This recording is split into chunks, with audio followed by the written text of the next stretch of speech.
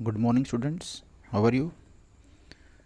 Today we will start a new chapter, that is structure query language or SQL, and hope you have to complete the note making of the previous chapter. And this chapter is also related to database, but this will enable the different options of how to interact with the database through SQL. Now we will start with the SQL and what is the SQL.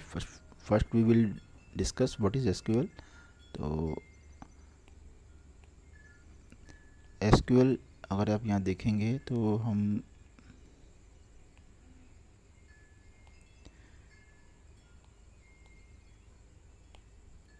that is SQL. Acronym of structure query means full form of SQL is structure query language. It is a standard language developed and used for accessing and modifying relational database. तो it means जितने भी databases होंगे हर एक database के साथ SQL inbuilt होती है and the use of that language is to interact with the database. तो ये database के साथ interaction करती है language. Without SQL you cannot create database or communicate with the database. So this is the very important to a language within database. The SQL language was originally developed at the IBM. The IBM was the developed this language and connection with the project name. उन्होंने कुछ projects वे बना रहे थे तो DBMS उन्होंने बनाया था called are in the early 1970s. तो ये इन्होंने बहुत सारे उन्होंने बनाए हुए थे प्रोजेक्ट्स, तो उसी में से एक प्रोजेक्ट था, तो उसके लिए they have develop the SQL language. तो there are lot of examples are MySQL which will be discussed or we have to studies. PostgreSQL, Oracle, SQLite, Microsoft SQL Server, जिसमें से Oracle is the most famous one.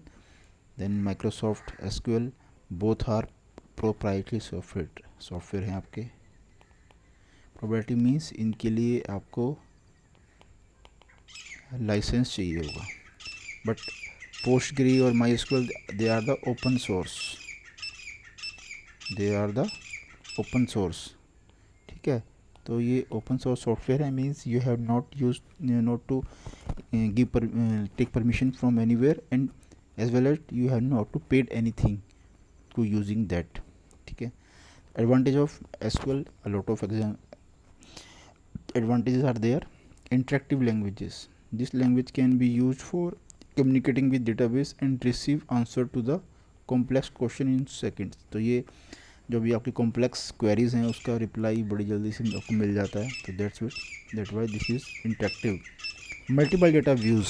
The user can make different views of database structure and database for the different user.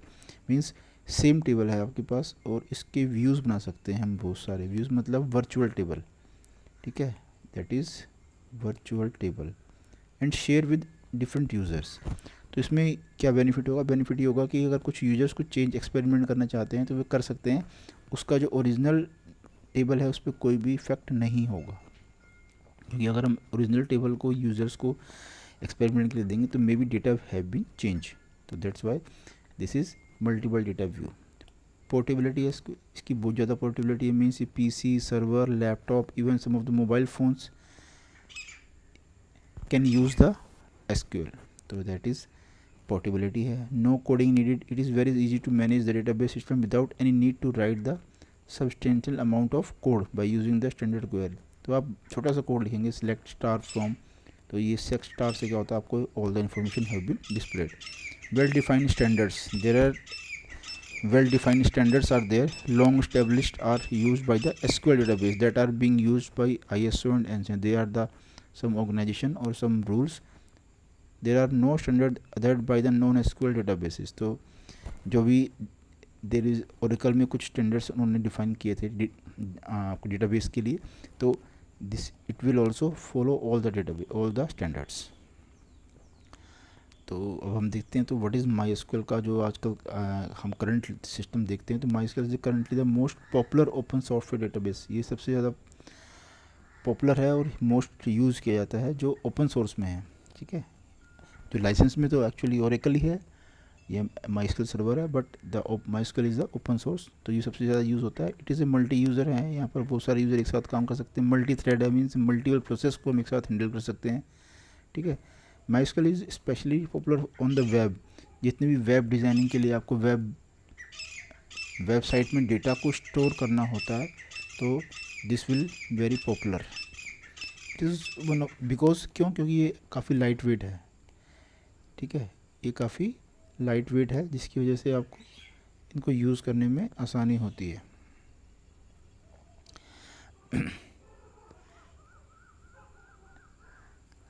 क्योंकि हमें website पे बहुत ज़्यादा heavy software को upload नहीं करना चाहिए, क्योंकि आपकी वेबसाइट स्लो जाती है। तो ये वेबसाइट्स के डेटाबेस को हैंडल करने के लिए one of the most popular database है। तो it is one of the part of the very popular lamp, एक लैम्प प्लेटफॉर्म चल रहा है आजकल, जिसको हम बोलते हैं Linux, Apache, MySQL and PHP.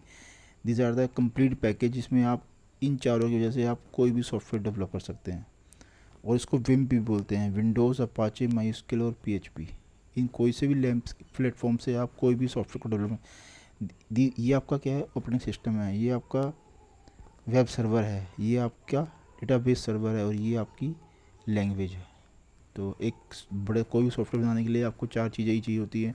आपको एक ऑपरेटिंग सिस्टम चाहिए जिसके ऊपर आप काम करेंगे, आपको एक वेब सर्वर चाहिए क्योंकि आपको वेबसाइट बनानी है, आपको एक डेटाबेस सर्वर चाहिए तो माईएसक्यूएल है, और आपको एक लैंग्वेज चाहिए जिसके थ्रू आप कोई भी कोडिंग कर सकते हैं, वो आपकी पीएचपी है। तो ये लैम्प और विम किसी को भी यूज़ कर सकते हैं। तो MySQL AB was funded by the Michael Widenius Monty, नाम है डेविड एल मार्क्स, और स्वीडन 1995 में इन्होंने डेवलप की थी, ठीक है। माईएसक्यूएल की फ़ीचर्स हैं, the features are very easy, open source and free of cost सबसे पहले है, तो ये सबसे फ्री मिलती है। पोर्टेबिलिटी हम ऑलरेडी पढ़ चुके हैं। सिक्योरिटी काफ़ी, इसके अंदर डिफरेंट पासवर्ड्स हैं, डिफरेंट लेयर्स हैं। कनेक्टिविटी, आप इसको किसी भी लैंग्वेज के साथ कनेक्ट कर सकते हैं। क्वेरी लैंग्वेज है, ये सारी स्क्वेयर लैंग्वेज को सपोर्ट करता है, जो कि नेसेसरी होती है काफ़ी। तो इसके अंदर काफ़ी कमांड्स होती हैं एसक्यूएल के अंदर, हम उसको देख लेते हैं। There 4 categories, DDL, DML, DCL और TCL। डेटा डेफिनेशन लैंग्वेज, जहाँ हम डेटा को डिफाइन कर रहे हैं, क्रिएट करें, जैसे आप डेटाबेस को क्रिएट करेंगे, टेबल करेंगे, ऑल्टर करेंगे, ड्रॉप करेंगे, तो मीन्स स्ट्रक्चर को जहाँ भी चेंज करेंगे, they are under the DDL। Then DML means जब हम रिकॉर्ड्स को चेंज करेंगे, रिकॉर्ड को इंसर्ट, डिलीट, अपडेट करेंगे, तो these are the command under DML। तो data manipulation language. Data control language में आपको ग्राउंड आप परमिशन देंगे और वो परमिशन वापस रिवॉक से परमिशन वापस लेंगे किसी भी यूज़र को। ट्रांजेक्शन कंट्रोल लैंग्वेज में कमिट, रोल बैक और सेव पॉइंट्स है।